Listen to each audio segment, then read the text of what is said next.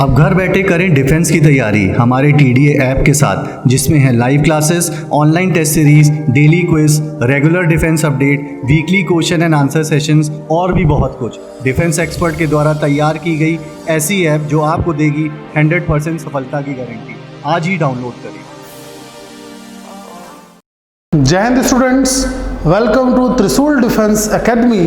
आज आपके आने वाले एनडीए एग्जामिनेशन को देखते हुए हम एनडीए एग्जामिनेशन में पिछले साल पूछे गए, जो एक से ज़्यादा बार पूछे गए हैं या जिसकी प्रोबेबिलिटी ज़्यादा है कि आपके एग्ज़ाम में पूछे जा सकते हैं, तो आज हम देखेंगे किस टाइप के क्वेश्चन हैं जो ज़्यादा पूछे जाते हैं और कैसे तैयारी करें एनडीए एग्ज़ाम के, क्या अप्रोच हो क्वेश्चंस को लेकर के कि हम जल्दी से कम टाइम में क्वेश्चंस कर पाएँ। तो इसी हम लोग क्वेश्चन को करेंगे और अलग अलग मेथड देखेंगे कि कैसे उसको किया जा सकता है। आइए देखते हैं क्वेश्चंस के साथ कि हमारा क्वेश्चन किस पैटर्न पे चलता है, कैसे क्वेश्चन एनडीए में पूछे जाते हैं। क्वेश्चन नंबर 1, पहला क्वेश्चन कहता है two conducting wires A and B made up of same material. दो कंडक्टर हैं हमारे पास, let's say this is conductor A and this is conductor B. अभी इसके बारे में लेंथ और एरिया के बारे में बताया गया क्वेश्चन में। If the length of B is twice that of A, if B की जो लेंथ है, अगर इसकी लेंथ एल है तो बी की लेंथ कितनी हो गई, ट्वाइस ऑफ ए, 2l।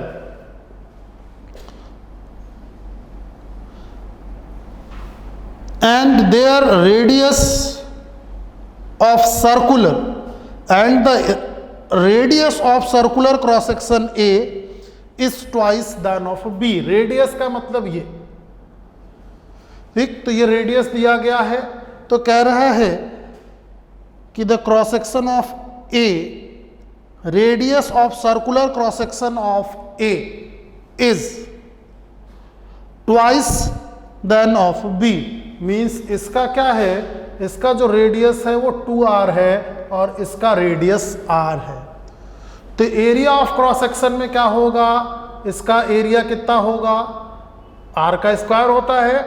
तो अब हम इसमें देखने वाले हैं कि इसका जो रेजिस्टेंस है, कह रहा रेजिस्टेंस ऑफ, इसका रेजिस्टेंस है RA, इसका रेजिस्टेंस है RB। We have to find the ratio. हमको फाइंड क्या करना है, RA रेशियो RB। तो सबसे पहले हम इसके लिए देखेंगे रेजिस्टेंस का फॉर्मूला क्या कहता है। Formula of the resistance is that R is equals to rho L by A। Area of pi R square होता है, तो हम इसको सबसे पहले चाहे तो ऐसे कर सकते हैं, RA निकालें। रो सेम है क्योंकि रो किसका है, मटेरियल के लिए, तो कह रहा है कि दोनों सेम मटेरियल से बने हैं, रो दोनों में सेम रहेगा। लेंथ ऑफ ए हमने L माना है, एरिया कितना हो जाएगा पाई R स्क्वायर, तो 2 यहाँ पे R की वैल्यू कितनी है, 2r है, तो 2r स्क्वायर। ऐसे निकालें RB के लिए, तो रो लेंथ कितनी है इसकी 2l अपॉन पाई, R की वैल्यू यहाँ पे R है, तो 2r स्क्वायर। अब हमको क्या चाहिए, इनका रेशियो, तो इनको इसमें रख दिया जाए, तो क्या रखेंगे, rho L by pi 4r square divided by rho 2l pi r square. तो हम यहां से देखें, रो से रो कैंसिल, L से L कैंसिल, r स्क्वायर से r स्क्वायर, पाई से पाई। तो मिला क्या यहाँ पे हमको, 2 से इसको कैंसिल कर सकते हैं, 2 मिल जाएगा। तो हमको मिला RA ratio RB is equals to 1/2। तो कितना मिला, 1/2। तो 1/2 हमको मिल रहा है यहाँ पे, तो यहाँ पे क्या हुआ, 1/2। अब देखें कैसा हुआ, क्यों, क्योंकि यहाँ पे हम क्या देख रहे हैं कि इसका मटेरियल सेम है, लेंथ इसका डबल है, ए का छोटा है, B is twice that of A, and the radius of circular cross section of A is twice that of B। Next देखें, कंसीडर द फॉलोइंग स्टेटमेंट और रियल इमेज। सेकेंड क्वेश्चन कह रहा है consider the following statement, consider the following statement a real image is. अब इसमें option नहीं है, 2 point दिए हुए हैं। ए पॉइंट 1 है can be formed on screen, B is always magnified and inverted. Hindi में प्रश्न सुने, एक वास्तविक प्रतिबिंब,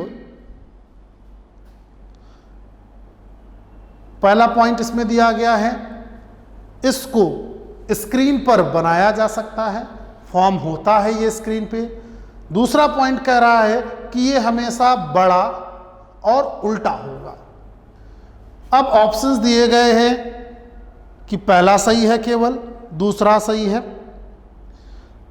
दोनों ही सही हैं या दोनों ही गलत हैं। तो जब भी हम बात करते हैं रियल इमेज की, तो रियल इमेज का पहला पॉइंट तो सही है। रियल इमेज हम किसको बोलते हैं? Which can be formed on screen. Real image किसको बोलेंगे? जो स्क्रीन पे फॉर्म हो सकता है। The image which can form on screen that is a real image. तो पहला तो सही है। दूसरा पॉइंट क्या कह रहा था? दूसरा कह रहा है it is always magnified and inverted. तो ऐसा जरूरी नहीं है, इन्वर्टेड तो ज्यादातर केसेस में होता है, लेकिन हर केस में बड़ा हो ऐसा जरूरी नहीं है। So point 1 is correct. तो इस क्वेश्चन में हमारा ऑप्शन ए सही है। थर्ड क्वेश्चन देखें, during the short circuiting the current flowing in the electric circuit reduces does not change, C increase instantaneously, D varies continuously।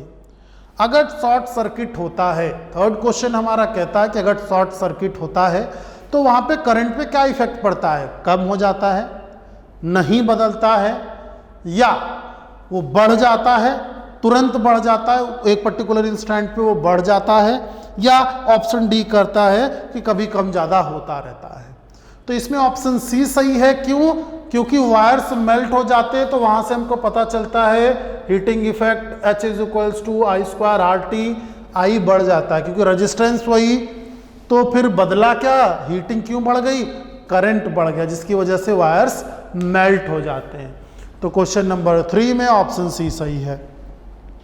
4 देख रहे हैं, Van de Graaff generator is used for. Van de Graaff generator एक device होता है जो charge particles को accelerate करने के लिए यूज किया जाता है। Van de Graaff generator is a device which is use to accelerate charge particle. Van de Graaff generator एक ऐसा यंत्र है जो चार्ज पार्टिकल्स को, आवेशित कणों को एक्सेलरेट, त्वरित करने के लिए यूज किया जाता है। तो देखें कौन सा ऑप्शन में दिया गया है, ये ऑप्शन ए पढ़ते हैं, एक्सेलरेटिंग चार्ज पार्टिकल, पहला ही ऑप्शन दिया गया है। So first option is correct. Second क्या कह रहा है? जनरेटिंग लार्ज करेंट्स, नहीं, वो क्या करता है? चार्ज पार्टिकल को एक्सेलरेट करना उसका मेन मोटो है, उससे सेकेंडरी चीजें जो भी हों। Question number 5, the displacement time graph is given below approximately represents the motion of. जो ग्राफ दिया गया है वो किसके मोशन को अप्रोक्सीमेटली रिप्रेजेंट कर रहा है? And the given like this, x इधर है, टाइम इधर, और वो एक डैम्प्ड मोशन जैसा कुछ ग्राफ शो कर रहा है। मीन्स पहला इसका डिस्प्लेसमेंट ज़्यादा था, फिर कम हो गया, फिर इस तरीके से शो कर रहा है वो। तो यहाँ पे हम क्या देख पा रहे हैं? यहाँ पे हमको क्या दिख रहा है कि ये एक पेंडुलम, जो हम नॉर्मल पेंडुलम यूज करते हैं, simple pendulum placed in a vacuum. अब देखें कि इसमें जो ऑप्शंस दिए गए उसमें देखें पेंडुलम दिया हुआ 3। अब हमको ये भी बताना है कि कौन सा पेंडुलम। तो सबसे पहले देखें simple pendulum placed in vacuum. तो इसमें क्या हो रहा है? हम देख रहे हैं कि जो डिस्प्लेसमेंट है वो लगातार कम होती जा रही है। डिस्प्लेसमेंट जो है वो पहले ज़्यादा थी, फिर कम हुई, फिर और कम हो गई, और कम, और धीरे धीरे ज़्यादा ही कम होती चली गई। तो डिस्प्लेसमेंट कम हुआ, तो पहला ऑप्शन है वैक्यूम में। अगर पेंडुलम वैक्यूम में मूव करेगा तो वो डैम क्यों होगा, क्यों रुकेगा? उसका ग्राफ कैसा होगा, उसका ग्राफ बनाएंगे तो कैसा बनेगा, इस टाइप का ग्राफ बनेगा। उसका डिस्प्लेसमेंट कम नहीं होगा वैक्यूम में। दूसरा, simple pendulum immersed in water, पानी के अंदर हो सकता है। क्यों? पानी के अंदर क्या होगा, वाटर उस पर फोर्स लगाएगा और हर बार ये कम होगा। तो ऑप्शन बी सही है। सी देखें, इसमें क्या कह रहा है, simple pendulum placed in outer space. Outer space का मतलब वहां पे वैक्यूम भी हो सकता है या ऐसा भी हो सकता है जहां पे कोई फोर्स ज़्यादा लग रहा हो, तो हो सकता है वो पेंडुलम को मूव ना करने दे। और अगर कोई फोर्स नहीं लग रहा है तो फिर simple pendulum in space vacuum वाला काम करेगा, तो वो भी सही नहीं होगा। Point mass moving in air, point mass हवा में घूम रहा है तो पीरियोडिक नहीं होता, वो जरूरी नहीं कि हर टाइम के बाद ऐसा हो। तो option B is correct in this case. 6 देखें, the current I voltage V plot a certain electronic device is given above. अब देखें कि हम लोग जब भी बात कर रहे हैं कि जो हमारा डिवाइस है, VI graph plot, the device is a semiconductor, a conductor which obeys Ohm's law, a conductor which obeys Ohm's law। तो Ohm's law का ही ग्राफ है, तो इसमें कुछ ज़्यादा करने की ज़रूरत नहीं है। इस क्वेश्चन में हम लोग देख पा रहे हैं कि ये जो हमारा ग्राफ है ये कैसा है, VI ग्राफ है। तो ये किसका ग्राफ है, ये तो Ohm's law में हमने लोगों ने पढ़ा ही था, ये ओम्स लॉ का ग्राफ ही है। तो ऐसा कंडक्टर जो ओम्स लॉ को फॉलो करेगा वही यहां पे हम देख सकते हैं। 7th, the temperature of water at the bottom of a lake whose upper surface has frozen to ice would around. ठीक, ये क्वेश्चन देखें कई बार पूछा गया है। ये इसके बारे में थोड़ा सा हम लोग डिटेल डिस्कस कर लेते हैं। इसको पूछने के अलग अलग तरीके हैं। Kindly correct the question number 1. It cannot be cancelled. It will be 4, it will be 2. So it will be 1/8. RA ratio RB is equals to 1:8. For the next question देखें, question number 7. The temperature of water lake, कह रहा है अगर कोई lake है जो freeze हो जाती है,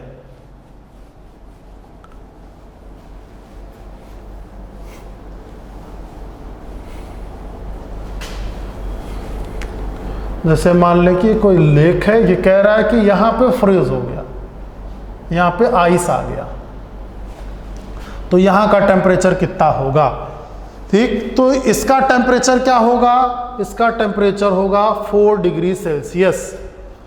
the temperature of the water at the bottom of the lake whose upper surface is frozen will be 4 degree Celsius.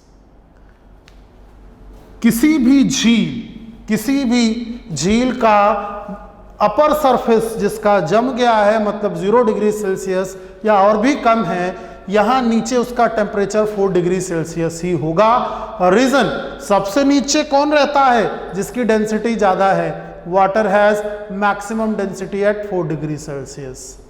That is also called as anomalous expansion of water, पानी का विचित्र व्यवहार भी कहते हैं।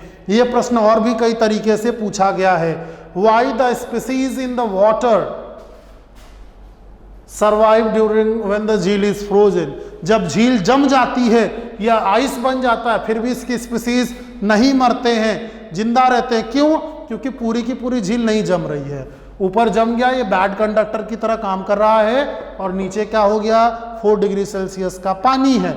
तो नीचे 4 डिग्री सेल्सियस का पानी नहीं जम रहा, इस वजह से स्पीसीज वहां पे जिंदा रहते हैं। ये और भी तरीके हैं जो एक ही क्वेश्चन को और कई तरीके से पूछा गया है एनडीए एग्जामिनेशन में ही। Next question, the speed of light in air, इस स्पीड ऑफ लाइट दिया हुआ है c is equals to 3 × 10⁸ metre per second, यहां पे दिया गया है। अगर नहीं भी दिया गया है, स्पीड ऑफ लाइट कह दिया एयर या वैक्यूम में, तो हम लिखेंगे 3 × 10⁸। ये याद रखेंगे आप। The speed of light in glass, जिसका रिफ्रैक्टिव इंडेक्स दिया हुआ है 1.5, हमको पता क्या करना है, speed of light in the glass, refractive index दिया हुआ है। तो अब हम देखें कि इसको हम करेंगे कैसे। तो इसका बड़ा आसान सा तरीका है रिफ्रैक्टिव इंडेक्स, ये बहुत आसान क्वेश्चन है। रिफ्रैक्टिव इंडेक्स क्या होता है, speed of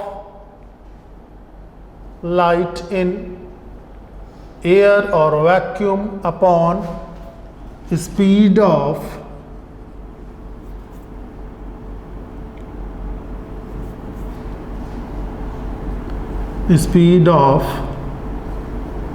light in glass. Glass का रिफ्रैक्टिव इंडेक्स पता है हमको, तो ये कितना दिया हुआ है 1.5 is equals to speed of light कितना दिया हुआ है 3 × 10⁸ डिवाइडेड बाई v। तो हमको v इज इक्वल्स टू कितना मिल गया 3 डिवाइडेड बाई 1.5 मल्टीप्लाइड बाई 10⁸ कितना मिल गया 2 × 10⁸ मीटर पर सेकेंड। इस स्पीड से ग्लास में चलेगा 2 × 10⁸ metre per second. So option A is correct. ये ऑप्शन ए दिया हुआ है, क्वेश्चन नंबर 8 का ऑप्शन ए सही है। Question number 9, while looking at an image formed by convex lens, while looking at image formed by a convex lens, one half of the lens is covered with a black paper। कह रहा है कि एक convex lens से बनी हुई image कैसी होगी, जबकि आधा हम उसको क्या कर दे रहे हैं, ब्लैक पेपर से आधा कवर कर दे रहे हैं। ठीक, याद रखिएगा कि ये लेंस की बात कर रहा है। कौन सा lens, convex lens. Convex lens ये जो लेंस होता है, half of the image will be visible, कह रहा है कि आधी ही इमेज विजिबल होगी। Intensity of the image will be diminished, जो इंटेंसिटी होगी वो कम हो जाएगी। क्यों, लेंस क्या करता है, लेंस इमेज को नहीं कवर करता है। लेंस अगर यहां से आप आधा कवर कर देंगे तो आपको आधा इमेज नहीं दिखाई देगा, उसका इंटेंसिटी जो है वो चेंज हो जाएगा। अगला कह रहा है image will B inverted now, अब इमेज उल्टा हो जाएगा, तो आधा कवर होने से इमेज उल्टा नहीं होता है। One can see an image of smaller size, image छोटी हो जाएगी, नहीं, पावर कम नहीं हुआ उसका, तो कम क्या होगा, केवल इंटेंसिटी, इंटेंसिटी उसकी कम हो जाएगी। 10th क्वेश्चन देखें, a balloon is filled up with a gas would only go up in the air it is filled up with. कह रहा है कि जो बलून होता है तो वो क्या होता है कि बलून में जब हम हवा भरा जाता है तो बलून ऊपर की तरफ उड़ने लगता है। ऐसा कब होगा, रीजंस देखें। ऑप्शन दिया गया है, option A, a gas whose density is lower than air, ऐसा हवा भरें जिसकी डेंसिटी, जिसका घनत्व हवा के घनत्व से कम हो। ऑप्शन बी, ऐसा गैस भरें जिसकी डेंसिटी हवा के घनत्व से ज्यादा हो। सी, कोल्ड एयर, ठंडी हवा भरे। डी, वाटर वेपर भरे, जल वाष्प भरे, तो वहां पे हम देख सकते हैं कि वो ऊपर जाएगा। तो कोई भी चीज हमारे एटमॉस्फेयर में जो एडजस्ट की गई है that is on the based of density. जैसे ही हम पानी गर्म करते हैं हम देखते हैं कि उसमें से कुछ भाप जैसा उड़ करके ऊपर जाता है। क्यों, हम उसको ऊपर लेके जा रहे हैं क्या, नहीं, दैट इज द डेंसिटी। घनत्व है वो फैक्टर जो किसी भी चीज को ऊपर या नीचे एडजस्ट करता है। ठीक, तो बलून, जब से हम देखते हैं बलून में हम नॉर्मल हवा भर देते हैं तो वो ऊपर नहीं जाता है, या उसको ऊपर फेंकते धीरे धीरे नीचे या धीरे धीरे ऊपर जाता है। क्यों, क्योंकि इसकी डेंसिटी एयर के लगभग बराबर होती है। तो फिर हमको अगर ऊपर बलून को उड़ा देना है, हम चाहते हैं कि वो उड़ जाए, तो क्या करें, उसकी डेंसिटी कम होनी चाहिए। जो हवा उसके ऊपर भरेगा, जो उस गैस के अंदर, बलून के अंदर गैस भरा जाएगा, उसकी डेंसिटी एयर की डेंसिटी से कम होनी चाहिए, तो वो ऊपर जाएगा। दूसरा, आप सब लोग कैंडल जलाते हैं और हम लोग देखें उसके बारे में कि दीपावली पर लोग जलाते हैं, ऐसा पेपर का एक बॉक्स रहता है, अंदर एक कैंडल लगी रहती है। तो हम देखते हैं कि उसको थोड़ी देर होल्ड करके रखना पड़ता है, फिर थोड़ी देर बाद वो उड़ जाता है। व्हाट इज द रीजन, उसमें कौन सा इंजन स्टार्ट हो जाता है, कौन सा उसको हेलीकॉप्टर लग जाता है, उड़ने लगता है। वहां पे भी क्या काम करता है, डेंसिटी। वो जो कैक्टस है, जो आपका पेपर वाला चैम्बर है इस तरीके से, यहाँ पे इधर ओपन होता है। तो यहाँ पे हम क्या करते हैं, यहाँ पे हम एक लेट थोड़ा सा आग जला देते हैं, तो वो क्या करता है, जहाँ पे जो एयर है इनको गर्म करता है, और गर्म करने से हवा की डेंसिटी कम हो जाती है। तो जब इसकी डेंसिटी कम हो जाएगी तो ये क्या करेगा, अपने आप ऊपर जाने लगेगा। क्यों, जिसकी डेंसिटी ज़्यादा होगी वो नीचे रहेगा, जैसे जैसे डेंसिटी कम होती जाएगी वैसे वैसे वो ऊपर जाएगा। मीन्स जो एटमॉस्फेयर है हमारा, जिसकी डेंसिटी सबसे ज़्यादा होगी वो सबसे नीचे, जिसकी सबसे कम वो सबसे ऊपर। तो डेंसिटी के अकॉर्डिंग हम इन चीज़ों को अरेंज करते हैं। तो यहाँ पे हम लाइट जलाते हैं तो इसके क्या होगा, इसकी डेंसिटी कम हो जाएगी और ये अपने आप से ऊपर उठने लगता है। Density is the reason. Balloon में भी यही चीज़ होता है कि हल्की हवा भर देंगे, ऐसे ही हवा भरें जिसकी डेंसिटी कम होगी, तो उसको आप पकड़े रहेंगे जब तक उसके बराबर फोर्स लगाएंगे तो रुकेगा, अदरवाइज वो उड़ने लगेगा। These are the important questions. फिर से आपके बीच में आएंगे कुछ और नए क्वेश्चंस को लेकर के। Hope it will be useful to you. Thank you. जय हिंद। अब घर बैठे करें डिफेंस की तैयारी हमारे TDA ऐप के साथ, जिसमें है live classes, online test series, daily quiz, regular defence update, weekly question and answer sessions और भी बहुत कुछ। डिफेंस एक्सपर्ट के द्वारा तैयार की गई ऐसी ऐप जो आपको देगी 100% सफलता की गारंटी। आज ही डाउनलोड करें।